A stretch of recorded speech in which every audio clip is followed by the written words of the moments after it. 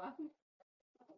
ความสงสัยเดี๋ยวว่ากันเขา แต่ก็ว่าหลอนๆว่าเถอะ ร้านตัวบัวกับผู้หญิงตาผิวผู้ชายใช่ไหม ใจ ผู้ชาย ใจ กาฟิวสองเนาะร้านตัวเสือกกับกาฟิวเนาะ เดี๋ยวไปเอาไปส่งถึงวงเสร็จ ไปส่งไปส่ง ต้องตัวอีนาว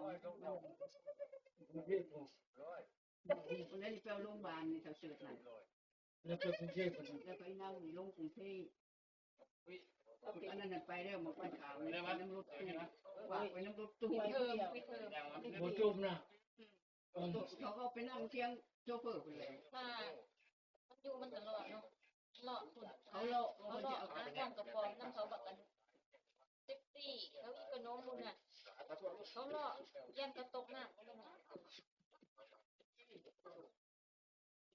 หาข้อกับก้อง